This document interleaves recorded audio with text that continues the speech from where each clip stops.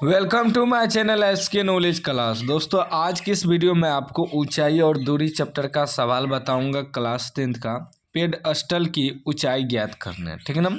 Height and distance chapter में क्या होता है कि यदि आप सवाल पढ़ के चित्र बना लेते हैं तो आसानी से आप सवाल को सॉल्व कर पाएंगे। मेन पॉइंट होता है कि चित्र बनाना, ठीक है ना। तो ध्यान से देखिएगा, मैं आपको अच्छे तरीक़ा से बताऊंगा। एक पेडस्टल की शिखर पर 1.6 मीटर ऊंची मूर्ति लगी है। भूमि के एक बिंदु से मूर्ति के शिखर का उन्नयन कोण 60 डिग्री है और उसी बिंदु से पेडस्टल के शिखर का उन्नयन कोण 45 डिग्री है। पेडस्टल की ऊंचाई ज्ञात करें। देखिए, ध्यान से समझिएगा। करें कि एक पेडस्टल के शिखर पर एक पेडस्टल है। मान लीजिए ये आपका क्या है, पेडस्टल है AB। इसके शिखर पे जो है 1.6 मीटर ऊंची मूर्ति लगी है। ये पेडस्टल है, इसके शिखर यानी कि ऊपर होता है शिखर, नीचे होता है पाद, ठीक ना। तो इसके पेडस्टल के शिखर पे एक मूर्ति लगा हुआ है 1.6 मीटर लंबा। मान लीजिए AB पेडस्टल है और AC क्या है, मूर्ति है। तब कह रहा है भूमि के एक बिंदु से, यहाँ एक बिंदु है भूमि पर, कोई भी बिंदु मान सकते हैं कहीं भी। कह रहा है कि एक बिंदु से मूर्ति के शिखर का उन्नयन कोण 60 डिग्री है।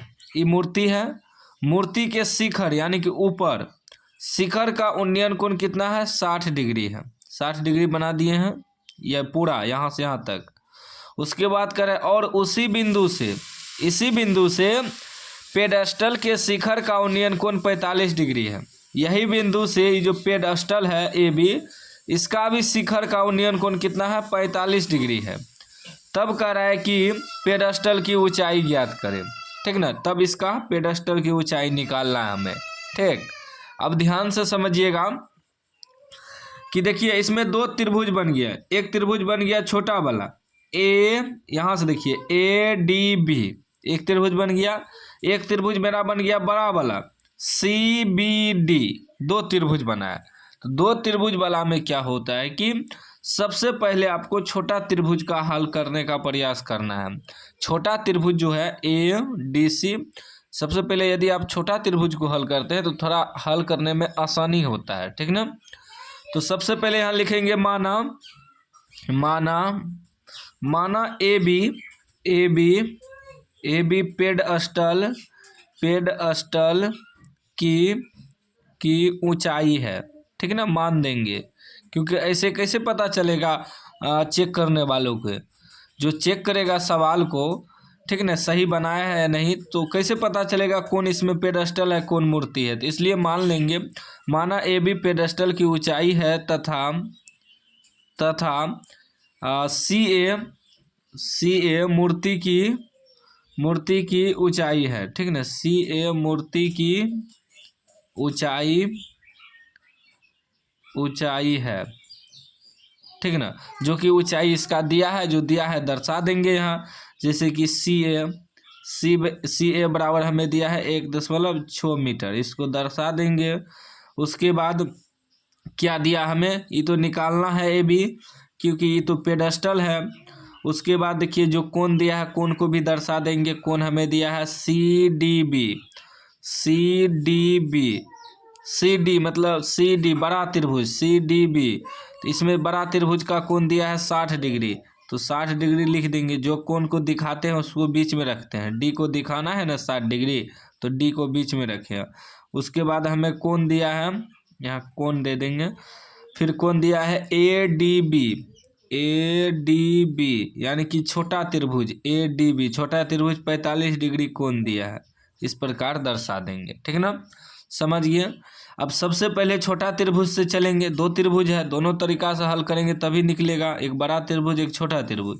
तो दो कोण वाला में क्या होता है कि हमेशा सबसे छोटा त्रिभुज को हल करने का कोशिश करिएगा, आसानी होता है सवाल को सोल्व करने में।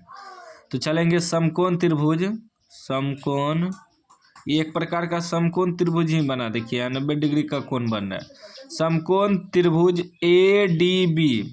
ADB में, ठीक ना। ADB में चल रहे हैं।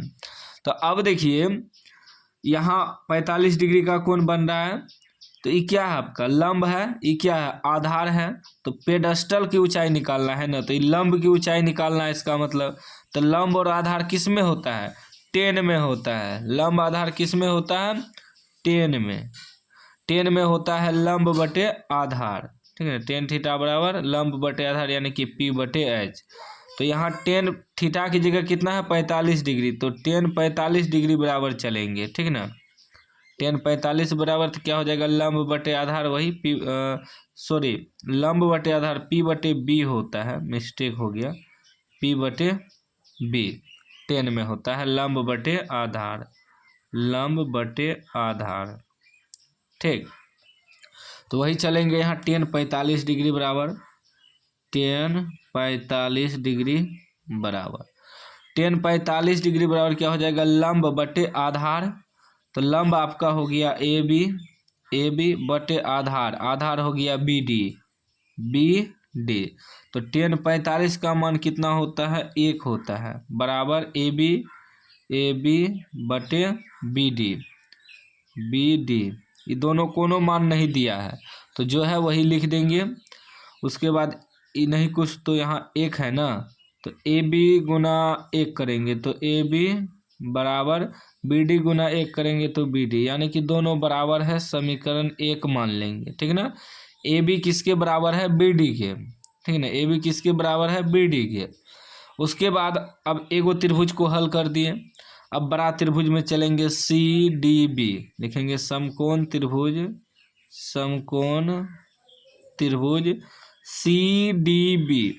CDB में। इसमें देखिएगा कि समझ लीजिए छोटा त्रिभुज नहीं है, तो CDB समझिए, तो ये आपका पूरा लंब हो गया CB और BD क्या हो गया आधार हो गया। 10 60 बराबर चलेंगे, क्योंकि समझ लीजिए छोटा त्रिभुज बीच में नहीं है, मान के चलिए। तो इसमें भी वही होगा लंब बटे आधार, 10 से चलेंगे 10 60 डिग्री बराबर, लिखेंगे 10 60 डिग्री बराबर 10 60 डिग्री बराबर क्या है 10 60 डिग्री बराबर क्या हो जाएगा लंब बटे आधार। लंब आपका हो जाएगा CB लंब हो जाएगा, आधार हो जाएगा BD, ठीक है ना। आधार क्या हो जाएगा BD। तो 10 60 का मान क्या होता है √3 बराबर CB। अब यहाँ ध्यान दीजिएगा, CB को हम क्या लिख सकते हैं कि CA प्लस AB, दो भाग में बटा हुआ है, CA प्लस AB दो भाग में बटा हुआ है CB, ठीक ना।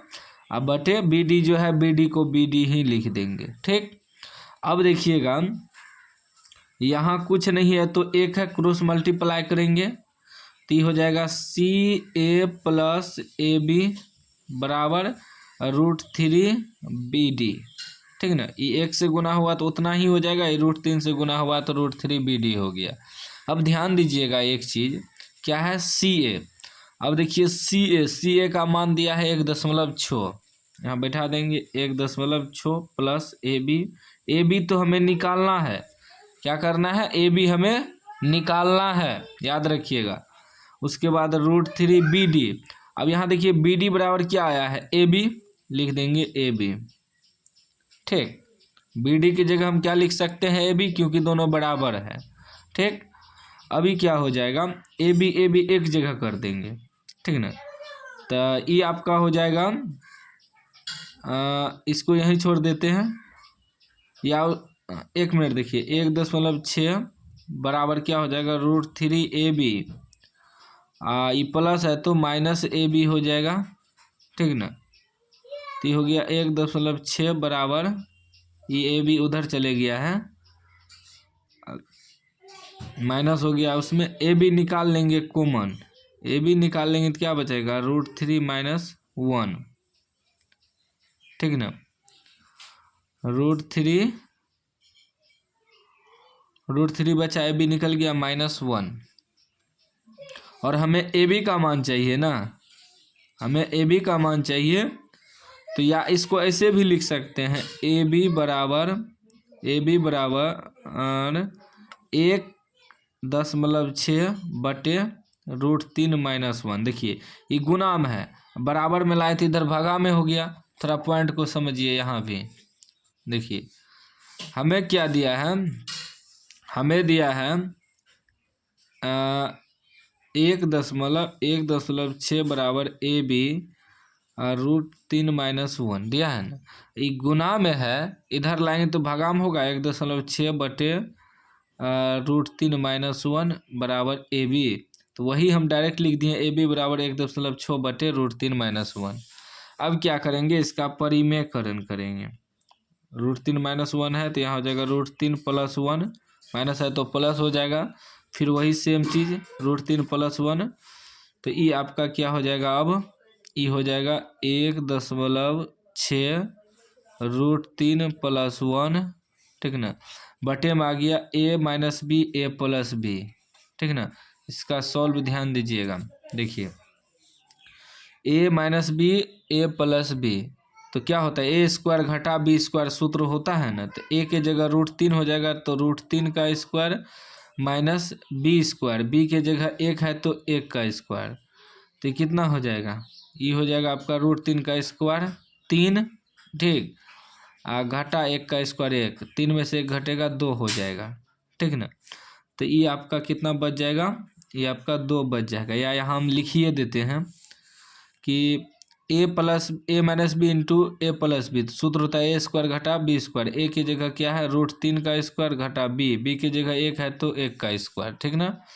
अब ये आपका हो जाएगा 1.6√3 + 1 बटे √3 3, 3 1² 1, तो ये हो जाएगा आपका 1.6√3 + 1 बटे 3 में से 1 घटेगा 2। अब कटाइए तो ये कटाएंगे तो 8 दूनी 16, यानी कि 0.8 आ जाएगा, ठीक है ना।